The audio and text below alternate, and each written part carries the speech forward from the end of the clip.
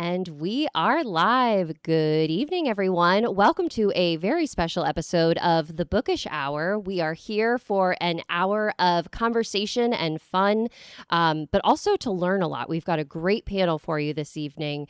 And so welcome, everyone, to the Bookish Hour. I'm your host, Sarah Burr. And I am your other host, JC Kenny. Happy Wine Wednesday. Congratulate yourself, folks. You made it over halfway through the week. And yes, Sarah, this panel we have three amazing authors, three super different series to talk about. And like Sarah said, it's relevant to today. And I'm going to stop babbling. And because, Sarah, I think it's time to get bookish. I agree on the getting bookish part. It's always fun when you babble. Yes.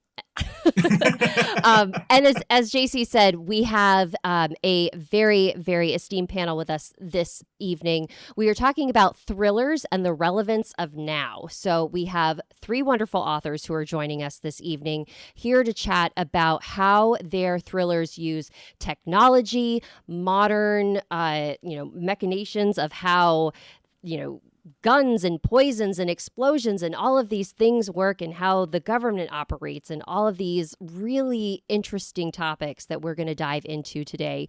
We are joined by S. Lee Manning. If you would like, Sandy, give us a wave. There we are. We have BJ Magnani joining us. Yeah, baby. And folks who tuned in last week will probably remember my conversation with Matt Cost on his Max Creed series. Matt was the driving force of bringing together these three creative minds. So without further ado, Matt, by way of introduction, can you just share a little bit about your writing journey and what brought you to writing about Max Creed and the thrill ride that his adventures are for readers? I started off writing historical fiction and actually had written my first historical fiction in 1991. And then 29 short years later, it got published. But about that time, I realized that I was more into mysteries and started writing a lot of mysteries. So since then, I wrote 14 more mysteries. And then I said, let's evolve this into something a little bit more. And, as the world turns these days, there's a lot of things in the news that, forced me to write about thrillers and trying to stop, some of the excesses in the world. That certainly lots of inspiration to be had. Dr. M, what got you into writing about poisons and the world of toxicology, which I just find to be so fascinating? Well, I actually came about this in a very funny way because in 2008, I was asked by the editor-in-chief of the journal Clinical Chemistry, which is an international journal for clinical chemists and toxicologists, to write a fictional series for this scientific journal that would be able to entertain and teach toxicology at the same time. So every month I would write a short story about a character I created, Dr. Lily Robinson. She would knock off some bad guy using a poison. I wouldn't say what, and I wouldn't say exactly how. And you, as the reader, then had to write into the journal, say how she did it and what she used, given all the clues that I did. And then in the next issue, the journal editors would pick out from the correct answers. This is a worldwide journal. And then that person would win a something for the bookstore, a little credit for the bookstore. And I would write a tutorial then in the name of Lily Robinson on what I did and how I did it, and then gave you a little chemistry tutorial on the poison itself. And I wrote under the pen name of Lily Robinson for over a year, people not knowing who the person was who was writing this thing in the journal. It was kind of fun. That That has is got the to be the greatest intro story. I think Sarah and I have been doing this for like 6 years. We have talked to literally hundreds of wonderful folks. And Dr. M, I think I got to give you the #1 slot there for the greatest backstory. That's amazing. That is beyond. I love the idea of this like interactive storytelling. Holy moly, that's really cool. So how did you take Lily from this journal and like the teaching world into writing these amazing thrillers? Well, after it was revealed that who was writing as Dr. Lily Robinson, which was at a huge convention of clinical chemists actually out in Los Angeles, people guessed because I also, like Lily Robinson, wore stilettos at work. But many of the people who read it said, we love the stories, but the science is a little heavy for us. We don't really know all those chemical formulas. So any way you could write this as just straight fiction with a little chemistry thrown in.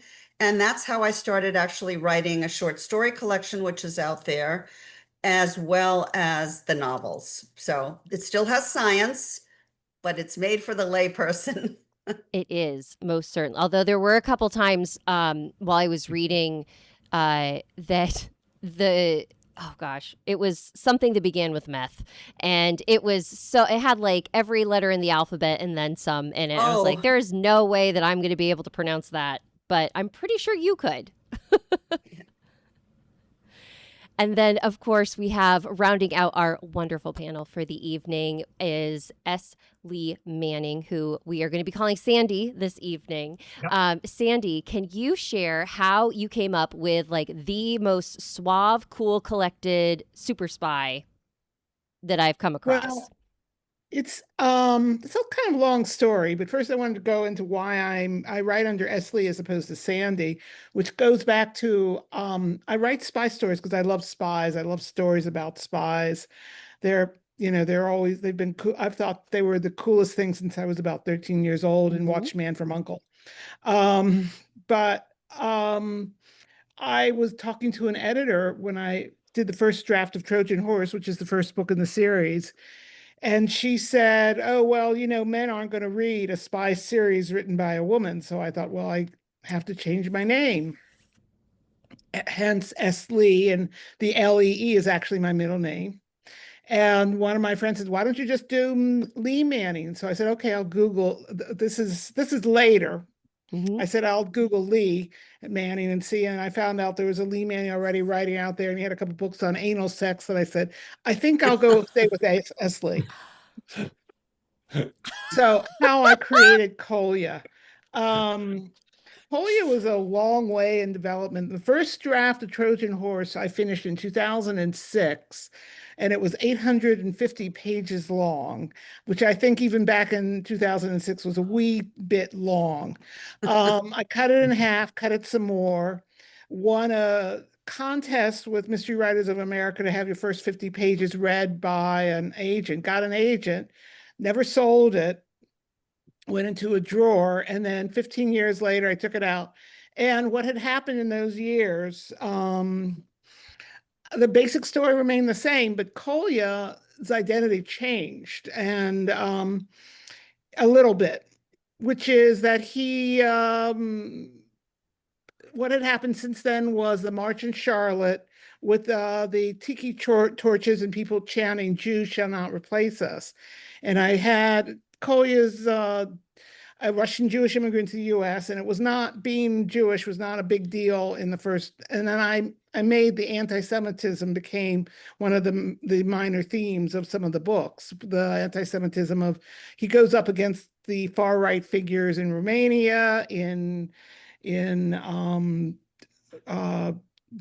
and even in the United States. And there's in the last book, it's with a group that thinks that lizards actually control the government. So, which I think might be preferable to at this point. So he just so he just evolved. Mm-hmm. And so, speaking of evolving, we've had a little bit of an introduction to Lily and to Kolya. Matt, I apologize for not being able to be with y'all last week. So I kind of missed, an introduction into Max Creed. Can you tell us a little bit about Max and what's he doing in the thriller world? Max Creed is an interesting character. He's a modern day Robin Hood, if you will. Um, but his backstory, Jim, is pretty difficult because his backstory is he lived in Maine, and on his wedding day, um, an assassin killed his bride of 2 seconds. So Yikes. they just said, I do. His bride was killed. And it turned out that this um, multi-billionaire that he'd built a case against to, for selling heroin on the side on top of his pharmaceutical business, had hired this assassin to kill his bride to, get even with him. So Max Creed kind of goes into a spiral and he hunts down the assassin and kills him. And then he finds then he starts tearing apart the world of the ultra wealthy pharmaceutical heroin dealing person and tears down his life piece by piece, reveals things about him to his wife, his kids. They turn his back on his friends leave him. And he then abducts the man and makes a deal with him that he won't kill him if he turns over $1 billion in his offshore accounts. And he takes the $1 billion, then he addles the brain of this ultra wealthy businessman on the very heroin that he was dealing to people and checks them into an insane asylum in Uzbekistan. And so that is where that ultra wealthy person still resides. And we start off with Max Creed, who that's not his name yet. His name is Milo. But we start off with Max Creed now, drunk in a bar in Dhaka, kind of falling apart, despair, depressed, and he's going to run into John Little, who is going to pull him out of this depression. So you're catching on to the names already of this modern day Robin Hood story. John Little, and we're going to add a few more people like Scarlett and Skads Miller and Tucker Friedman and people like that to the ensemble of not so merry people of Max Creed.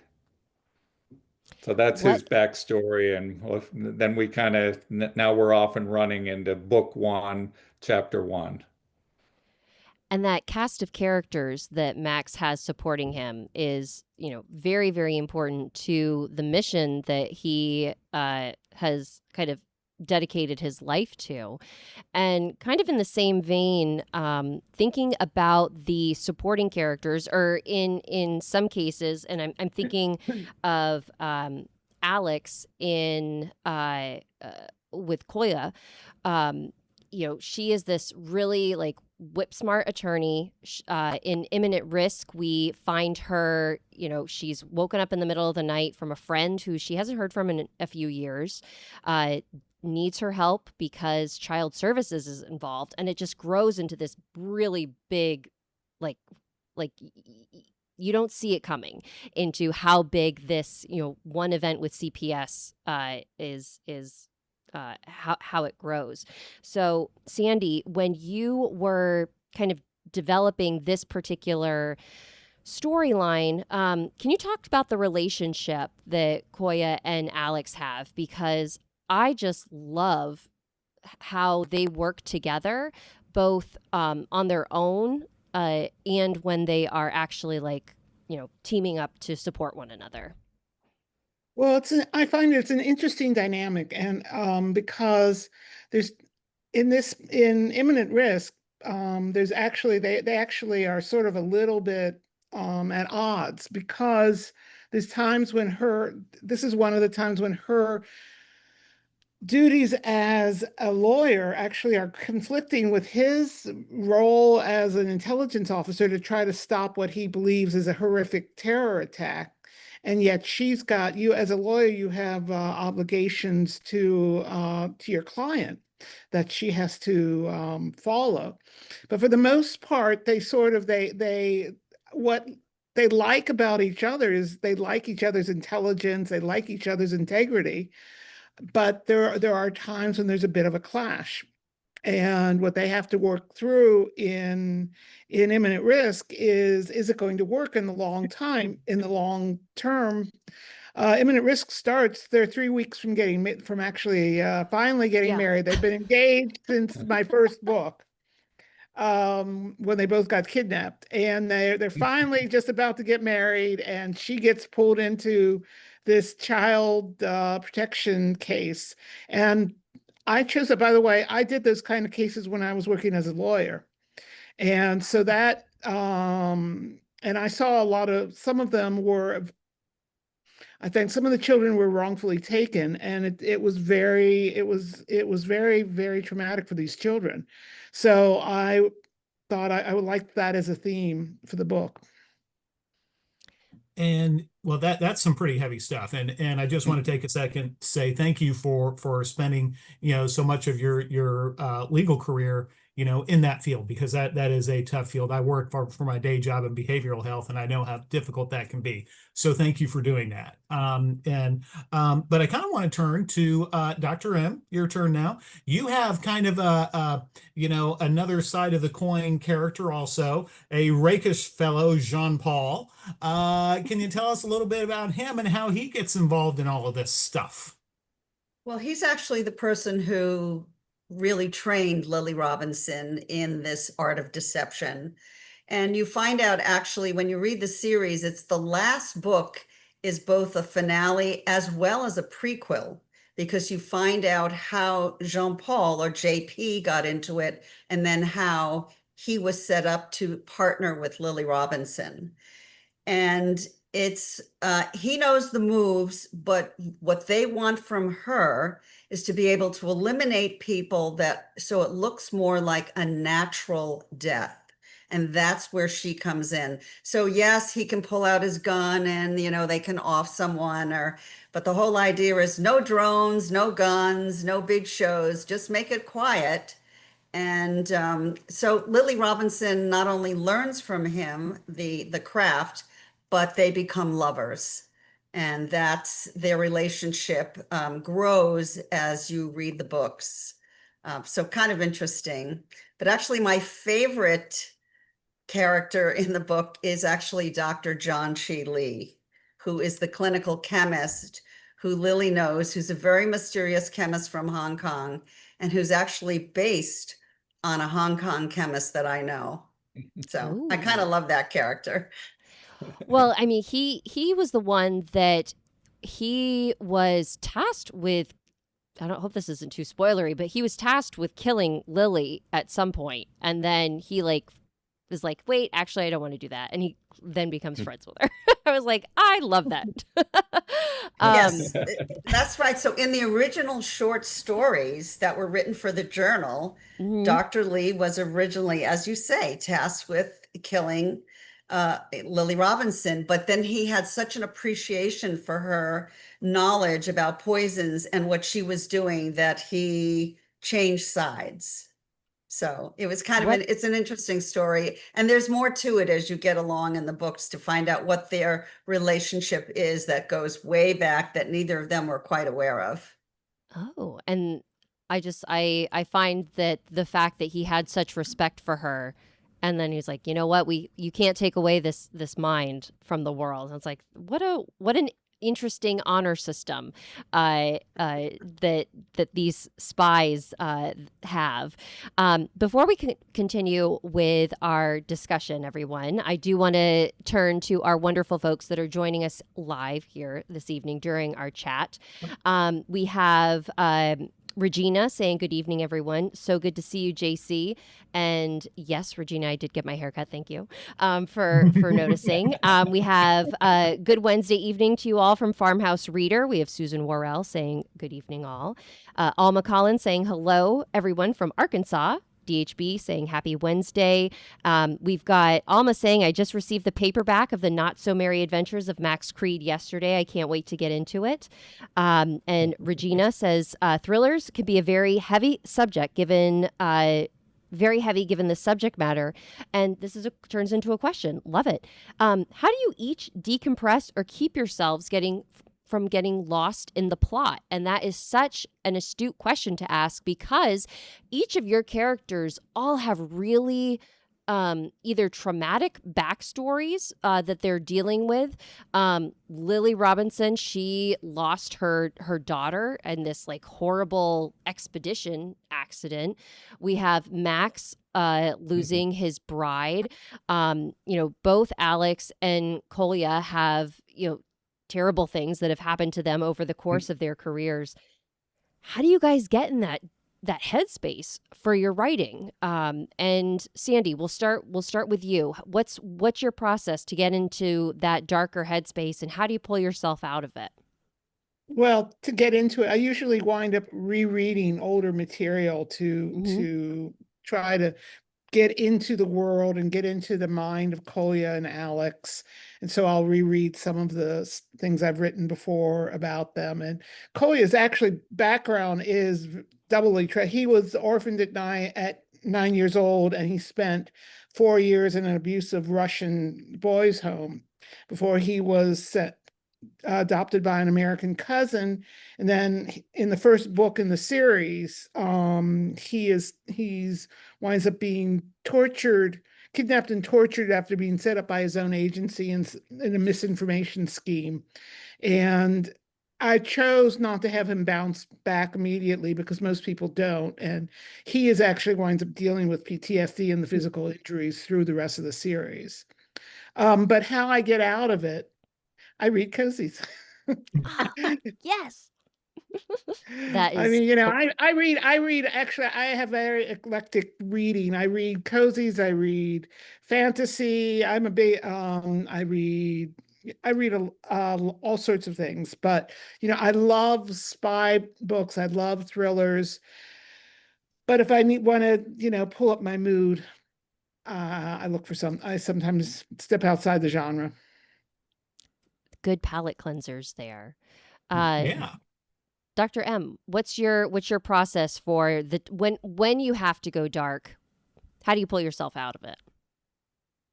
Well, I think all of the characters that we kind of write have all these traumatic backgrounds, and that's what you do for a good thriller. You've got to give something to motivate them. What is it that drives them? In Lily's case, as you mentioned, she loses her daughter on this expedition. She's guilty about it. And what she does is she's a physician by day, if you will. And the cases, by the way, that I write in my book that are Lily's cases at the hospital are real cases that I've had.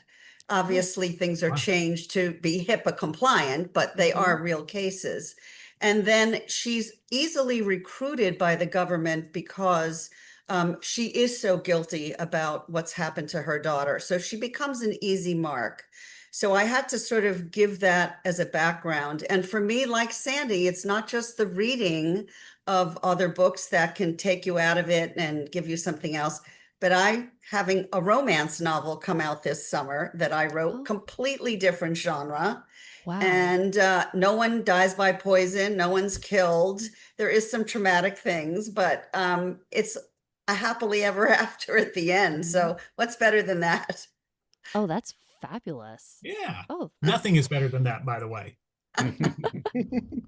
Matt, what How about you? Matt? What's your strategy for kind of pulling yourself out of the darkness? Well, the darkness is all around us in the news these days. And that's probably one of the reasons why I created this anti-hero, Max Creed, who's willing to bend the rules to achieve justice, because sometimes justice cannot be realized through the normal court systems or the regular channels, if you will. So really, it's a healing process for me to be able to write these stories where Max Creed is going out and changing the world and making a difference, even if sometimes, very bad means are used to achieve those. And that's something that he has to flirt with a lot and walk a very careful line with because he has his own demons. But through the course of, I've written 3 books now. This first one was out last year. The second one is out imminently. And the third book will be out next May, and it's with the publisher. So over the course of these 3 books, we're going to start the healing process for him as well as a character.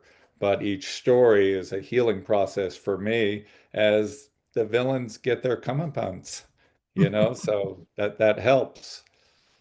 And I think So, all 3 of us write these thrillers, which is different than mysteries in the fact that in a mystery, you're trying to solve a crime. But all 3 of our series, we're really trying to stop catastrophe from happening on a really worldwide scale. So right. it's nice to achieve that. Well, and that actually, thank you for that because you set up my next question perfectly. I'm a fan of thrillers. My dad was a huge fan of thrillers. I love, I'm not going to go into all the thriller authors, but I've got to mention John le Carre, for example. But so one of the things that always amazes me with the folks like you yourselves who write thrillers, is so much of the, I guess, the reality of the world, um, like in real places, like London or Washington, D.C. or New York City. Sarah and I, we have our cute little fake little towns and we just kind of make everything up and it's kind of fun. And yeah, somebody ends up dead, but it's not that, there's not a lot of research into it. Let's be honest. But the 3 of you, not only with, for example, Dr. M, with you, with your poisons, there's a lot of kind of factual stuff in the background, I guess. So Dr. M, I'll start with you. What kind of research do you have to do or have you had to do in order to help make your books seem real to the reader? Okay. For most of the books, I've been to most of the cities that I write about or countries that I write about, not all of them, but many of them. So I have a feel for what the culture is like, and they're global, as you know. Each book takes place in different parts of the world. That's part one. And so I have that sense of being there, what it feels like. I can incorporate that. With respect to the poisons, that's my day job. So yes, I might have to refresh a little. Which poison do I think would work well? How does the laboratory work? All the clinical cases, many of those just come from the regular job that I do or did every single day. So for me, it's fun kind of going back and reviewing those methods or the different types of poisons I want to apply. But a lot of it is just, like I say, kind of here, with that. But I do love the research. I have to say, I'm one of those people who can absolutely get lost in the research rabbit hole. I love it down there. I wrote textbooks before I wrote novels, and that's what we do. We research and we review and we write little tiny details. So I love that spot. How about you, Yeah. Sandy? Well, I have to admit I have not been a lot of the places that I have placed my books, but I do a lot of research about locations. There's there's Google Maps and you can go on. What's online now is amazing in terms of being able to see neighborhoods, etc. But you can also, usually will buy 3 or 4 country guides to, for example, in Bloody Soil took place in Germany. I got a book on, the fact of what kind of breakfast Germans eat, and the fact that they like to do nude sunbathing, all the little details that about the country that you wouldn't know as an American. And I have had actually German readers tell me that they thought I had been there, and which made me very pleased. I also had to do a lot of research on weapons. For my first book, Trojan Horse, I took a gun class for 3 days. I went in and learned how to fire a gun. I'd written about how Collier was using his gun wrong, and I had to go back and rewrite it. So I've have some familiarity now with weapons. That helps. And a lot of the other stuff is stuff, the legal part. I am an attorney, so Alex and Coley actually has a law degree, even though he hates practicing the law, like most lawyers. That's basically where I get most of my background. And how about you, Matt, for Max. Matt. I could be either. Max Creed is new territory for me for sure, because, I've written some historicals, and what I really enjoyed was visiting the places like Cuba or the Civil War battlefields, or New Orleans, to, really gain a deeper understanding of those places. And then I have some mysteries that are set in Maine about places that I know very well. And, so there might be a little more research, because I usually try and learn something as I go, and, have a topic that is new and exciting, and that not only will I come to learn, but hopefully pass on to the reader as I go. But with Max Creed, I had to step back and say to myself, what do billionaires do that the rest of us can't do? And so therefore, I wasn't really able to do these things, because I'm almost a billionaire, but not quite. I'm approaching it with book sales. They're pretty crazy. But so a lot of that was, first imagining what, they might do, and the new one, Everything versus Max Creed. Max Creed's sort of idea is to befriend these villains and then tear them down from the inside out. And so he's markets himself as this billionaire playboy who is morally corrupt, and becomes friends with these people and travels and does all of these exotic things. So in Everything versus Max Creed, he goes out and immediately, it goes surfing in Malibu off the cliffs. And then, later on, they do an underground uh, midnight car race that, millions of dollars are on the line, or they go lion hunting in South Africa and do all of these different things and these are just short plane trips away. So, it's just amazing. You get on these private jets, and you eat dinner, and you go to bed, and you wake up, and you're there. So I had to do a lot of imagining, and then a lot of online research to really understand that. So if anybody knows any billionaires that would like to chat with me, that would be helpful. I can't help wondering if there's some way we could get you in touch with Raymond Reddington from The Blacklist. It seems like he might be a good resource for you. Yes, Reddington would be perfect. So before we talk about kind of your antagonists, or these like modern groups, weapons, and biohazards, all of this good stuff that we get to dive into, I do want to let our audience members know that you all have generously offered a fun giveaway prize for the evening, where you will be giving away a copy of one of your fabulous books. Folks, if you would like to enter in, so this is for the chance to win 3 books. So this is a big one. It's 3, not just 1, 3. Three. You know what to do. Email giveaways@itsbookishtime.com. Just email me. You don't have to put anything in the email. Just let me know that you want to be entered into the giveaway. And it is US only because we are mailing out physical books. So if you're one of our US viewers and would like to be entered into the giveaway, please go ahead and do so. We'll keep it open for 24 hours, and then we'll select a winner. So I'll remind you at the end as well. Hey, So Sarah, talking, Yep.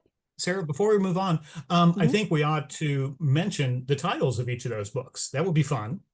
Yes, of course. Yes. So our let's have, because some folks are giving away newer books and older books in their list. So Dr. M, your book that you are giving away is The Queen of Poisons, which is right behind. We can see a little bit of your beautiful cover with those gorgeous The Queen of All flowers. Poisons, yes. Queen of All Poisons.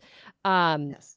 And then Matt, we have you doing book 1 of Max Creed, correct? Yeah, so it's the Not So Merry Adventures of Max Creed, but if the person who just received it in the email were to win, they could certainly go to my website and I could give them any of my other books, or very soon the second book in that series. If they would prefer to ask you for that, I can accommodate that. Perfect. And then Sandy, we have Imminent Risk, which is Right. the book that we've been chatting about this evening.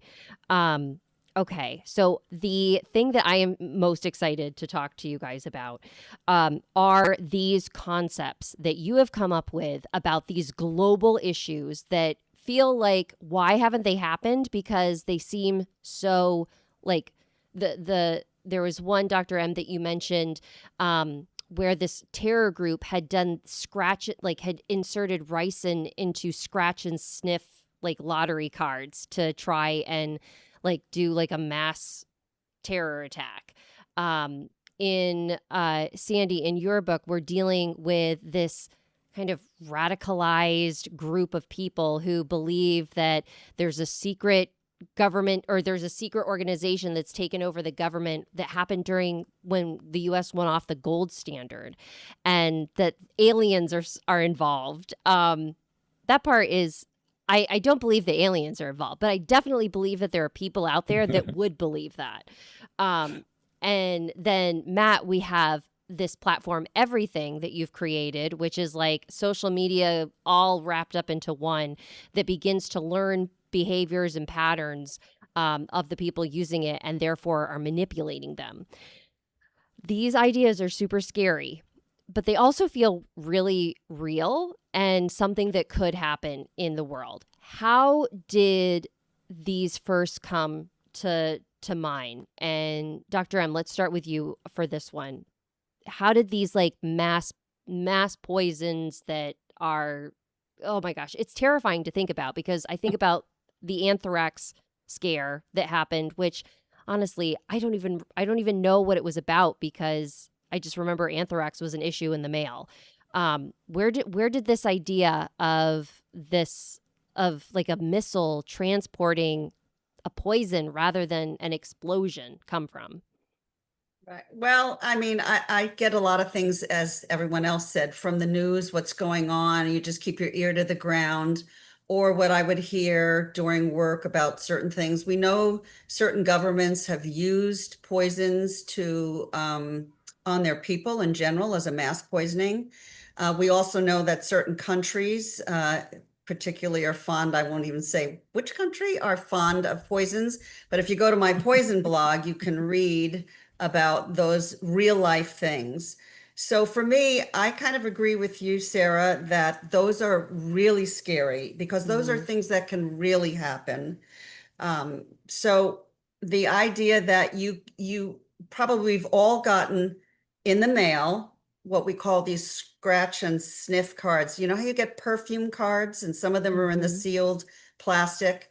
Well, what if instead of perfume, that was an inhalable poison? You could see how that could really disrupt society. And that's what you want to do in my books. It's the chaos that it would cause, the disruption in the society that would allow terrorist organizations to move in.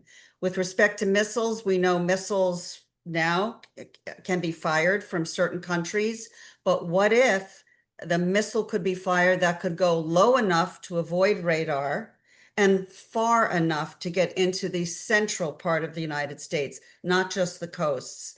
That technology is out there, and I talk about that technology. In the third book, as an example, a bit before you even heard of this, I talked about rare earth metals and why they're so important and why there's a land grab for that. And then the next thing you know, we started hearing about this in the news, and everybody was talking about rare earth metals. So there are things that you know that could happen that could really affect society. And you write about those scary things. Those are the things that keep me awake at night. Oh gosh. Well, now they're definitely gonna keep me awake at night, because that idea of receiving something in the mail and just like, willy-nilly scratching, and like, it's to know that I don't know what's stopping people from doing that. And that's what's the scary part. Like, I know that in these books, we have all of these amazing agencies that are working together to prevent this from happening. And it's like, I hope that that's really going on in the background. And Well, Sandy Sarah, kind of, go Sarah, ahead, Jim. I'm just going to jump in, and Sarah, you're too young to remember this, but the Tylenol scare, Yeah. back in I think that was in the 70s. It was just like, talking about chaos. That was just like, it was like nobody knew what to do. Right. And I actually have a poison blog on that. And that's that is why now today, all our medications that you can buy over the counter are in sealed safety caps. We didn't have that before. Now we do. The Tylenol case is actually something from I am a huge true crime junkie. And that's something that has been talked about on the many podcasts that I've listened to. But the one that always kind of shocks me is, even after they introduced all of these new safety measures, there was still like tampering that happened, and that never got solved. And so it's very interesting to see like how much of trust that we put into basically everything of our lives. And so Sandy, talking about this fake terrorist group, the American Gold Posse, tell us a little bit about their origins in the book, and like how you came up with this as your group that is being monitored by Kolya and his agency. Well, it's based on a sovereign nation. There are sovereign nation groups out there that actually believe the United States has no jurisdiction over them. They're living in the United States, but they believe that the United States, when it went off the gold standard, was taken over by a global cabal. And some of them actually do believe it's aliens. And I hate to say it, anytime you have conspiracy theories, you get Jews tossed in there, as the Jews are in there with the lizards, which, of course, Kolya, who's Jewish, is winds up getting targeted by. But I came up with it because the antagonist in that book was again someone who had been his own agency had sacrificed him to keep so that someone that was on the inside in a terror group would be able to be considered legitimate. So they let him be shot to keep their agent in place. And so he turned and he found evidence of this was all make believe, but I had people think it was real. That there was secret excuse me a sec.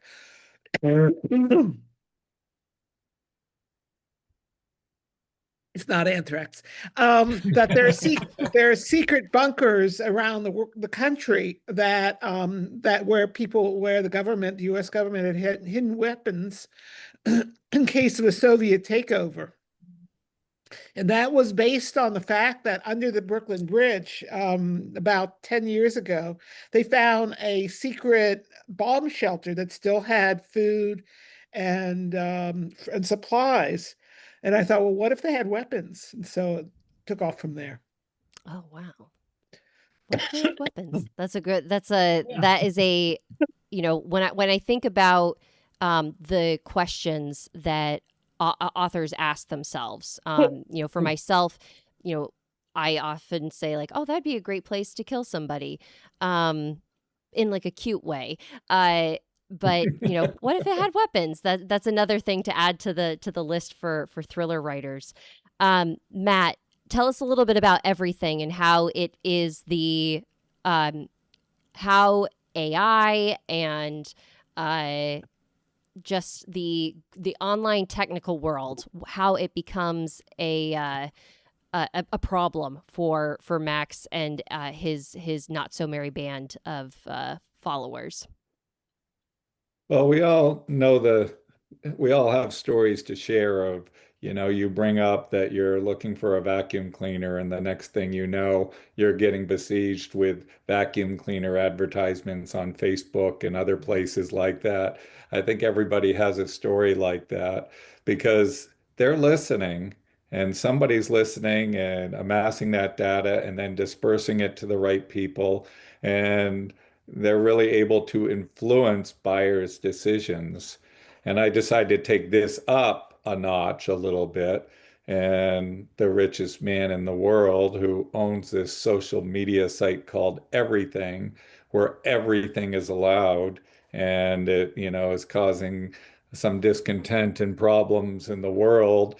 And he also owns an internet search engine and a cell phone company. And between the three of these, he comes up with a algorithm that he calls triangulation.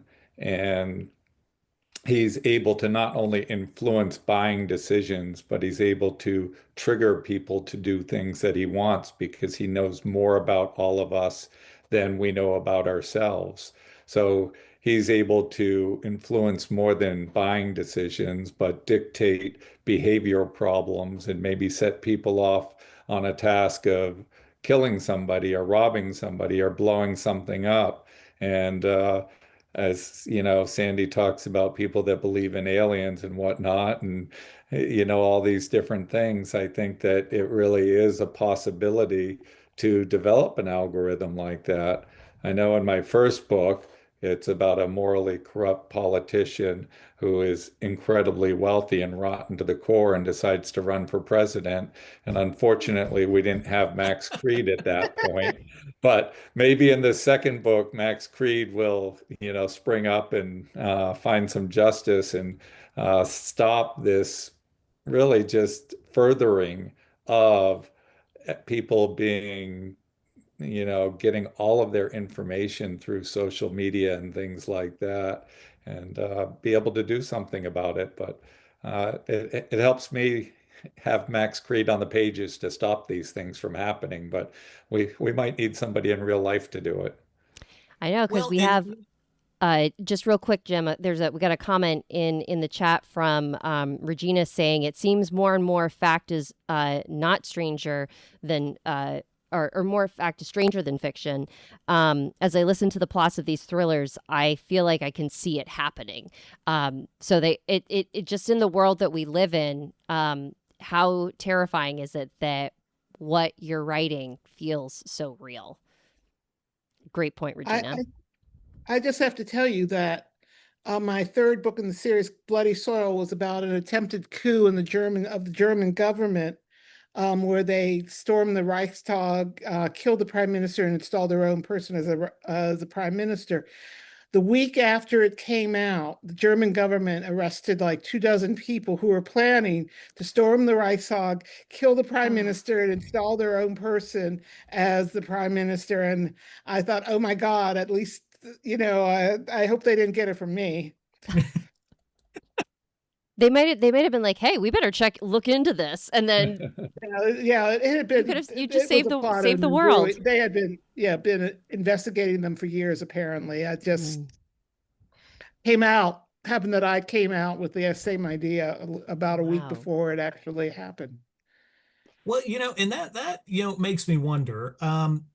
we've talked about your heroes and their I don't want to say sidekicks, they're partners in their stories. And but one of the other things that in talking about the bad stuff happening in your stories is that as you all know, because you write these amazing thrillers, that your bad guys have to be more than just evil.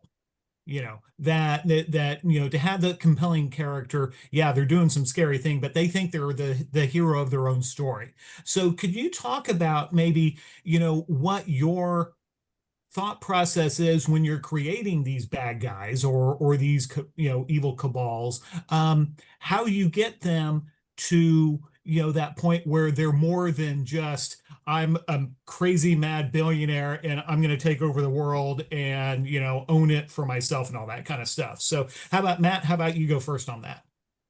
I had a professional editor once that told me often that something was just unbelievable in my books. And I would often say, but that part of the book is true. That really happened. And he would say, well, still the reader's not going to believe it. You can't include that. But I think that's sort of changed over time to being able to believe that people will do what they will do. And as I said earlier, Max Creed befriends these different people, and they're incredibly charismatic and do really fun things. You know, in the first book, it's a little more sinful things, and he's being tempted by, gambling and sex and booze and things like that, that he's trying to turn the page on. But in this next book, it's, some of these really exciting things that he's going along and doing, and the person's entertaining and they're smart and they're witty. And, there's somebody that you might like if you met them. Not that you'd ever meet them because they don't shop in the same grocery stores that we do. But if somehow you got onto, the billionaire island and met some of these people, you might be swayed by their charisma. And it takes a little while to realize the rottenness at their core that they are having. Dr. M, what's your take on the bad guys being the heroes of their own stories? In the first three books of the Dr. Lily Robinson series, we're really pitted against a renegade Russian terrorist group, where they really want to destabilize the United States. And they do a pretty good job of it in the first few books. And in the second book, actually, they're working with the North Koreans. So you can understand how with the current politics, where I would get that from and why I would sort of pit my characters against that, trying to stop their global threats. And in the last book, however, something a little bit different, where it's more of a personal revenge story. And so my character there, that's my antagonist in that book, is really, again, it almost comes out of more of a personal thing rather than a terrorist organization. But I like to deal with, current topics. And that one, I talk a lot about climate change, murders, suspicious deaths of climate scientists who are working on the, different aspects of the ocean warming and that sort of thing, coral reefs dying. In the second one, I mentioned the rare earth elements and why not these countries vying for new grounds where they can get these. That makes a terrific a setup there. So my terrorists kind of come from, antagonists all kind of come from those different spots, if you will. And Sandy. Well, I think the way I do it is to try to get inside what makes the person tick. I mean, why are they doing this? In the last book, Imminent Risk, the guy is a patriot. The antagonist is a patriot. He was a CIA operative who was in fact badly treated by our government, who has reason to be suspicious of our government. And he actually I mean, the fact that he goes off on a weird direction and imagines alien lizards taking over the government doesn't doesn't destroy the fact that he actually has a real story that gets him sympathy. In fact, gets him sympathy from Kolya at one point. But the other thing is that the antagonists, you want to have the antagonists who are people. They have someone they're fond of. They're things they're fond of doing. They're, you have to make them well-rounded, and they're not just, sitting there cackling and um, it, it's in my third book, in Bloody Soil, which I mentioned earlier, the antagonist is a Nazi, and yet you could see he's deeply in love with this young woman who turns out to be a Nazi hunter. And so you can see, but you can see how much he cares for her, and that humanizes him. He's not enough that you're terribly torn up when he gets killed. Not to be a spoiler, but as you said, the villain is the hero of their own story. They usually have a rationale for what they're doing. In my first book, the Romanian villain thinks he's making his country a better, stronger place and resents the US influence over his country. And it sort of makes sense within his world. That's the Sandy, in Imminent Risk, kind of getting into Victor's head a little bit, where he believes that these people are aliens. Like, that was the thing that was he's like, oh, like, those guys could be, like, they might be aliens. And he's, like, completely serious and straightforward. And so, like, understanding, like, oh, there's something going on here, it just adds, like, another layer to the complexity. We have another comment from Regina that says, this conversation is making me want to go back and watch 7 Days in May or The Manchurian Candidate, the original. And that is a great segue to kind of our final question before we begin to wrap up for the evening. Who are your thriller inspirations, whether it be other authors, movies that have kind of woven their way into your world? What are some inspirations that folks should be like, that they should be on the lookout for? And Matt, we'll start with you. I've had a lot of mystery influences, but as I've segued over into thrillers, I've been reading some really great books, such as Greg Hurwitz and the Orphan X series about the Nowhere Man. I've been enjoying those a lot, who's a character very similar to Max Creed, who operates alone instead of with a cast of characters. Another one is a very wealthy person, Win Lockwood, in the Harlan Coben series about Win. And I don't know, I guess on TV, I've been watching Homeland lately, which is a fantastic series. It's so twisting and just keeps you on the edge of your seat and kind of teaches you a lot about how to just propel a story forward and keep things moving and keep you off balance, which I think is important for a thriller writer. So those would be my latest influences. Awesome. Sandy, what about you?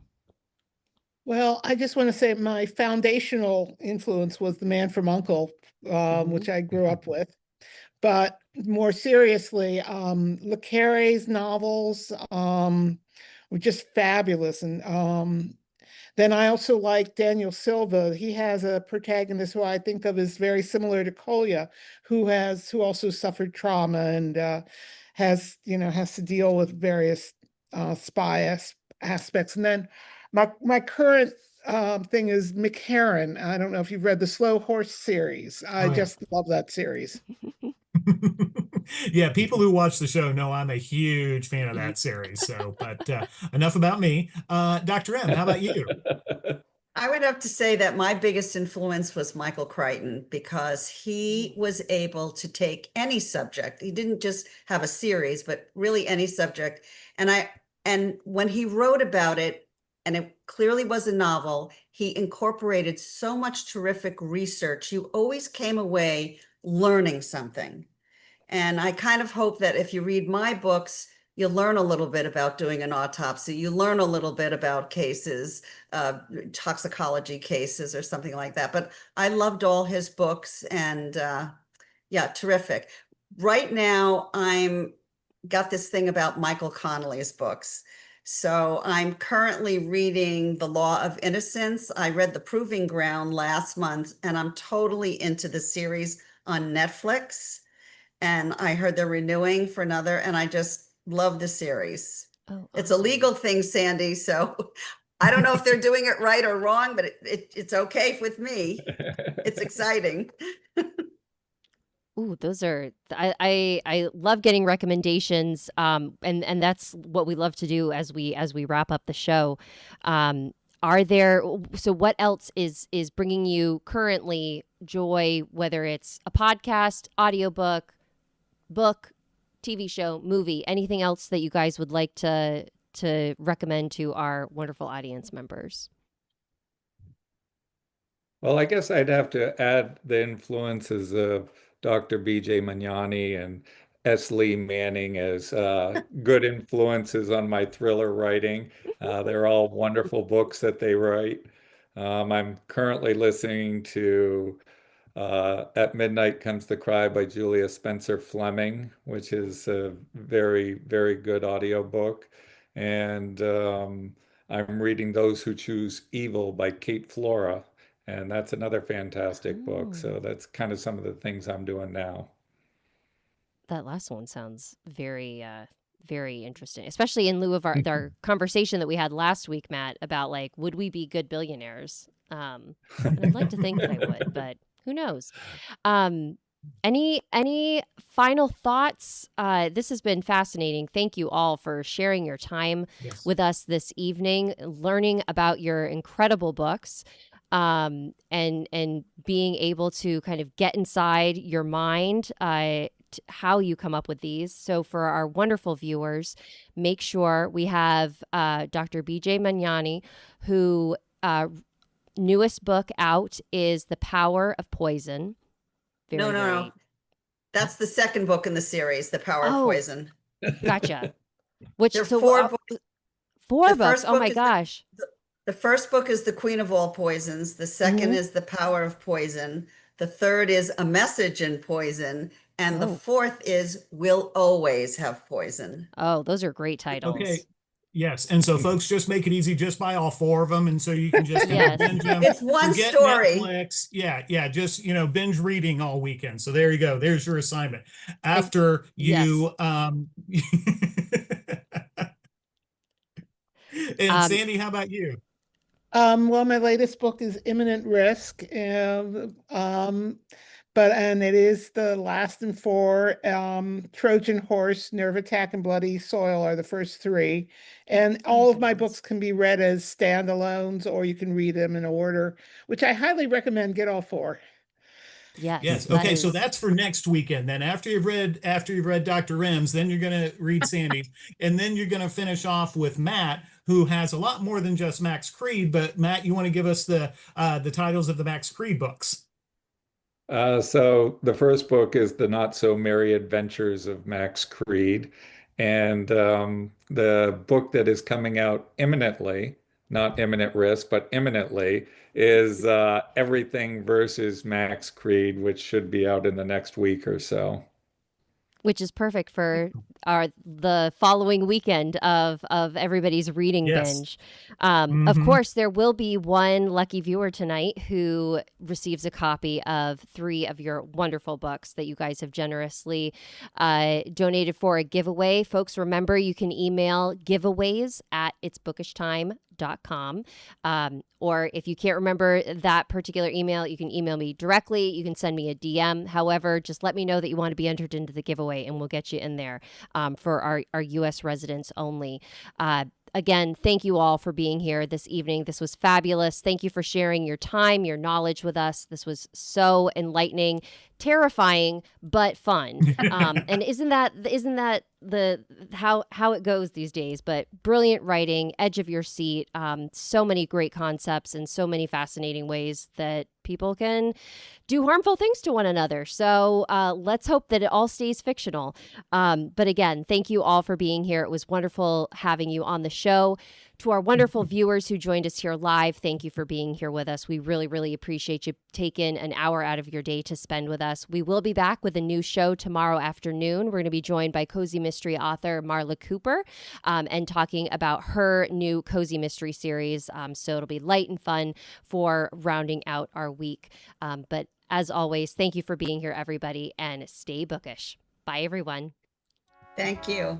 Thank you for having us.